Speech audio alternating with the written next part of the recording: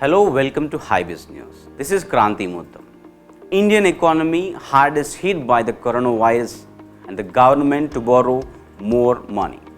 The officials have already discussed the possibility of monetizing the debt whereby the central bank prints money to bridge the fiscal deficit. Revenue shortfalls in India, the major economy hardest hit by the coronavirus pandemic, are likely to force the government to borrow more, but it will only consider monetizing its deficit as last resort. Sources familiar with the discussions. Borrowing plans for the second half of the financial year ending on March 31st will be reviewed by the government and Reserve Bank of India (RBI) officials later this month.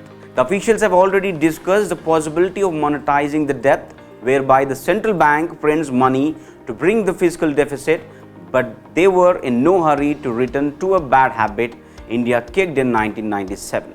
There will definitely be higher borrowing in the current year, but whether we will print money, that is not yet decided.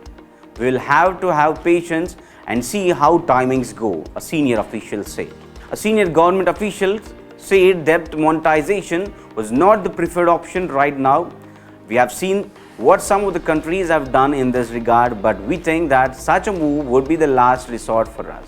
Aside from potentially harming India's credit rating, monetization carries inflation risk that would be politically worrying in a country where voters are extremely sensitive to changes in food prices. The senior government official said the central bank could ease liquidity through open market operations to keep yields in check while helping the government to increase borrowing, already targeted a record of 12 lakh crores. RBI has pumped in over 11 lakh crores of liquidity into the market, helping to keep 10 years bond yields below 6%, even as the government decided to borrow 70% more than last year as a result of the pandemic.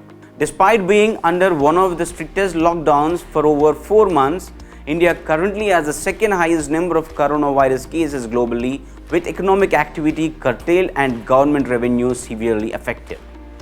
India's GDP contracted 23.9% on year in the April-June quarter, with Goldman Sachs now projecting a full year contraction of 14.8%.